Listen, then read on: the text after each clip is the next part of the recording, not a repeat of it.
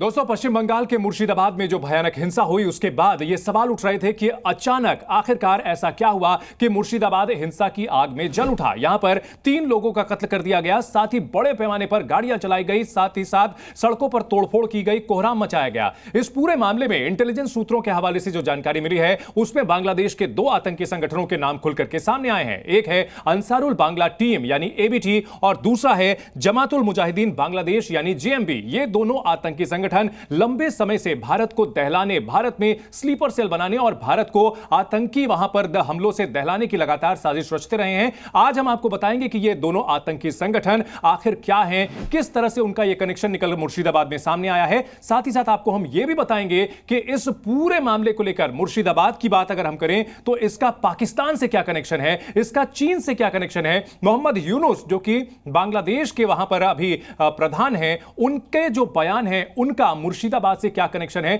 आपको तफसील से हम बताएंगे। लेकिन सबसे पहले हम आपको यह बता दें कि पाकिस्तान के सेनाध्यक्ष का एक बयान सामने आया है जिसमें उन्होंने ओवरसीज पाकिस्तानियों को संबोधित करते हुए यह कहा है कि मुसलमान और हिंदू 2 बिल्कुल अलग अलग कौम हैं, दोनों साथ नहीं हो सकते। 2 नेशन थ्योरी की बात उन्होंने की है और पाकिस्तान के जनरल आसिम मुनीर के उस बयान का मुर्शिदाबाद से क्या कनेक्शन है यह भी हम आपको बताएंगे। दोस्तों, सबसे पहले हम आपको बताते हैं कि अंसारुल बांग्ला टीम जो कि एक आतंकी संगठन है वो क्या है और पिछले कुछ दिनों में इसका भारत में क्या रोल रहा है। भारत इसकी अगर बात की जाए तो अलकायदा से जुड़ा हुआ यह संगठन है और इसकी जो विचारधारा है वो बेहद कट्टरपंथी है और इसका मकसद यह है कि यह स्लीपर सेल की मदद से भारत में अपना जिहादी नेटवर्क खड़ा करना चाहता है। अगर इसके हेड की बात करें तो जसीमुद्दीन रहमानी नाम का इसका मौलाना जो है वो इसका हेड है, यानी जसीमुद्दीन रहमानी मौलाना इसका हेड है। लेकिन ये मौलाना कुछ समय पहले तक जेल में था। 5 अगस्त को जैसा ही शेख हसीना देश छोड़कर के भागी, वहां पर सत्ता परिवर्तन हुआ, मोहम्मद यूनुस की सरकार ने जसीमुद्दीन रहमानी को रिहा कर दिया। याद रखिएगा ये तारीख अगस्त का महीना था, उस दौरान जसीमुद्दीन रहमानी को रिहा किया गया और तभी से यह माना जा रहा था कि भारत के जो इलाके बांग्लादेश से लगे हुए हैं वहां पर स्लीपर सेल सक्रिय हो सकता है। वैसा ही हुआ भी। इसके बाद अंसारुल बांग्ला टीम के जो और सदस्य हैं, दिसंबर के महीने में कई लोगों को वहां से और जेल से छोड़ा गया है।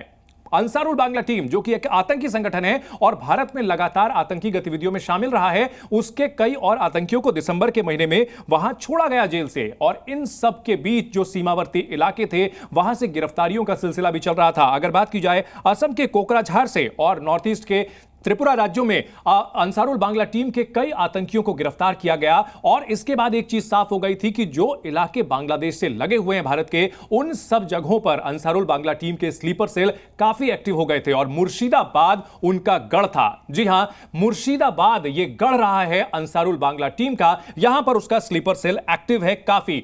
अंसारुल बांग्ला टीम की बात की जाए तो यह बड़े पैमाने पर रोहिंग्या शरणार्थी जो हैं उनको टारगेट करता है। साथ ही साथ यह स्लीपर सेल पढ़े लिखे युवाओं को, गरीब मजदूर जो होते हैं उनको भी टारगेट करता है। साथ ही साथ कट्टर धार्मिक लोग जो होते हैं उनको यह अपने स्लीपर सेल में शामिल करता है। अब आपको अंदाजा लग रहा होगा कि मुर्शिदाबाद में जो हिंसा हुई है उसमें पढ़े लिखे युवा भी शामिल रहे थे, उसमें गरीब मजदूर तबका भी शामिल रहा था, उसमें कट्टरपंथी लोग भी शामिल रहे थे और अंसारुल बांग्ला टीम के स्लीपर सेल के कहीं ना कहीं वो सदस्य रहे थे। इस पूरे मामले में कई गिरफ्तारियां पहले की गई थी, लेकिन इसके बावजूद यहां भड़काने में कामयाब रहा है। दूसरा संगठन जिसकी बात करें, जमातुल मुजाहिदीन बांग्लादेश, यह हिंदू विरोधी विचारधारा का संगठन है और इसके पाकिस्तान और जम्मू कश्मीर के जो आतंकी संगठन है लश्कर ए तैयबा के साथ संबंध बताए जाते हैं और इसका मकसद है हिंदू विरोधी विचारधारा को स्थापित करना और भारत को इस्लामिक राष्ट्र बनाने की ओर आगे बढ़ना। अगर बात की जाए, जब शेख हसीना ने सत्ता वहां पर छोड़ी थी उसके बाद जेल से कई कैदी रिहा हुए थे और 500 की तादाद में वहां से जो रिहा होने वाले कैदी थे वो इन्हीं जेएमबी और एबीटी के आतंकवादी थे जो वहां से जेल तोड़ करके भागे और उसके बाद भारत से सटे हुए जो जिले थे वहां फैल गए। और उस दौरान जो हिंसा हुई थी, बांग्लादेश में हिंदुओं को मारा पीटा गया था, उसमें जेएमबी के जेल से भागे हुए इन आतंकियों का अहम रोल रहा था। यहां अगर आप बांग्लादेश और भारत के में बंगाल में मुर्शिदाबाद में जो कुछ हुआ है, अगर आप आपको इन दोनों घटनाओं में साम्यता देखने को मिलती है। जिस तरह से मुर्शिदाबाद में हिंदुओं का पलायन हुआ, अगर आपको याद दिलाता है कि बांग्लादेश में भी इसी तरह से कुछ दिनों पहले पलायन हो रहा था, तो यह बिल्कुल सटीक यहां पर तुलना होगी, क्योंकि सेम मॉडल था। हिंदुओं के घरों को, दुकानों को टारगेट किया गया, उनकी हत्या की गई, दहशत फैलाई गई, और मुर्शिदाबाद में जो लोग वहां पर पीड़ित थे उनको भाग करके बंगाल के दूसरे जिलों और यहां तक कि झारखंड के कई इलाकों में भी शरण लेनी पड़ी है। और जेएमबी का यह मॉड्यूल था, कहीं ना कहीं यह माना जा रहा है, खुफिया एजेंसियां इसीलिए मान रही हैं कि जेएमबी के आतंकियों और स्लीपर सेल ने यहां जो लोकल जो नेटवर्क था, कई नेताओं, कट्टरपंथियों की मदद से इन हमलों को अंजाम दिया, मुर्शिदाबाद को जलाने का काम किया। अगर बात की जाए जेएमबी यानी जमातुल मुजाहिदीन बांग्लादेश जो अपनी हायरिंग करता है, यह ऑनलाइन और ऑफलाइन दोनों तरीके से अपने काडर को जोड़ता है, स्लीपर सेल को जोड़ता है। ऑनलाइन में यह टेलीग्राम और व्हाट्सएप पर भड़काऊ कंटेंट भेजता है और उससे लोगों को रेडिकलाइज करता है। ऑफलाइन की अगर बात की जाए तो अवैध मदरसे जो कि भारत और बांग्लादेश की सीमा पर लगातार फैले हुए हैं, वहां से अपने स्लीपर सेल को एक्टिवेट करता है। मुस्लिम संगठनों को यह अपने साथ जोड़ता है, जो गरीब मुस्लिम संगठन होते हैं उनको जोड़ता है, और इसका गढ़ भी मुर्शिदाबाद में बताया जा रहा है। यानी कि अंसारुल बांग्ला टीम और जो जमातुल मुजाहिदीन बांग्लादेश है, इन दोनों का गढ़ मुर्शिदाबाद में था, और यही वजह रही कि मुर्शिदाबाद को जलाने में इन्हें बहुत ज्यादा मशक्कत नहीं करनी पड़ी, और जो लोकल वहां पर लीडरशिप थी, लोकल वहां पर जो नेता थे, उनकी मदद से इन्होंने इस पूरे इलाके को आग में झोंक दिया। और इन सबके बीच आपको यह बताना भी जरूरी है कि मुर्शिदाबाद वो इलाका है जहां 1961 की जनसंख्या जब हुई थी तो हिंदुओं की आबादी 44% थी, लेकिन जब 2011 में जनसंख्या का वहां पर जनगणना हुई थी तो उस वक्त हिंदुओं की आबादी घटकर 44% से महज 33% रह गई थी, जबकि मुस्लिमों की जो आबादी थी, जो पहले 56% हुआ करती थी 1961 में, वो बढ़कर के 2011 में 66% हो चुकी थी। और ये आंकड़े 14 साल पहले के हैं। हर 10 साल में वहां हिंदुओं की आबादी घटती रही है।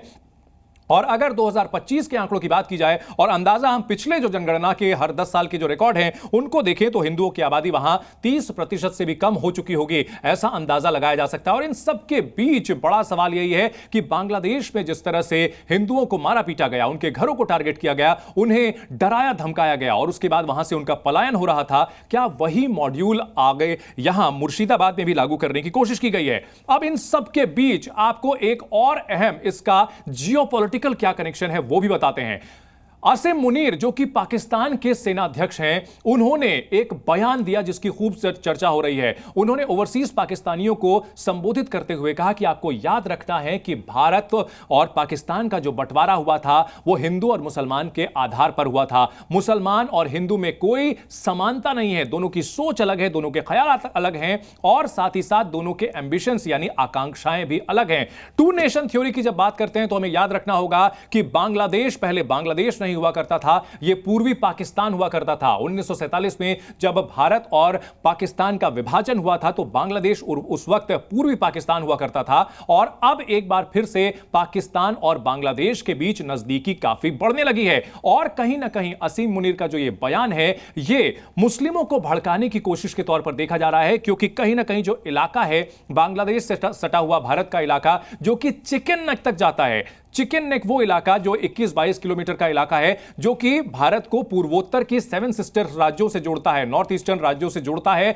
उस पूरे कॉरिडोर को कहीं ना कहीं एक साजिश के तहत टारगेट किया जा रहा है। यहां आपको यह भी याद रखना होगा कि मोहम्मद यूनुस जो कि कुछ दिनों पहले गए थे चीन के दौरे पर, मार्च के महीने में आखिर के 4 दिनों में, वहां पर उन्होंने अचानक से जिक्र कर दिया था कि हम कस्टोडियन हैं समंदर के, यानी हम समंदर के संरक्षक हैं और चीन को चाहिए कि हमारे साथ आए। और वहां पर उन्होंने भारत के 7 सिस्टर स्टेट्स का भी जिक्र किया था। सोचिए, बांग्लादेश के जो प्रधान हैं, जो चीफ है वहां के, वो गए हैं चीन और वहां पर उन्होंने नॉर्थ ईस्ट का जिक्र किया था। दरअसल ये एक बहुत गहरी साजिश है जिसमें पाकिस्तान और बांग्लादेश महज मोहरे हैं, इनको ऑपरेट चीन कर रहा है। और इस बड़ी साजिश में मुर्शिदाबाद को एक प्रयोगशाला के तौर पर इस्तेमाल किया जा रहा है। कोशिश यह है कि यहां मुस्लिमों को भड़काया जाए, क्योंकि यहां बड़ी आबादी मुस्लिमों की है, और भड़का करके हिंदुओं को टारगेट किया गया है। और कहीं ना कहीं कोशिश यह है कि नॉर्थ ईस्टर्न रीजन को पूरी तरह से लंबे समय में टारगेट किया जाए। और इस साजिश को लेकर के भारत सरकार की खुफिया एजेंसियां भी पूरी तरह से वाकिफ हैं। और आपको यह बता दें कि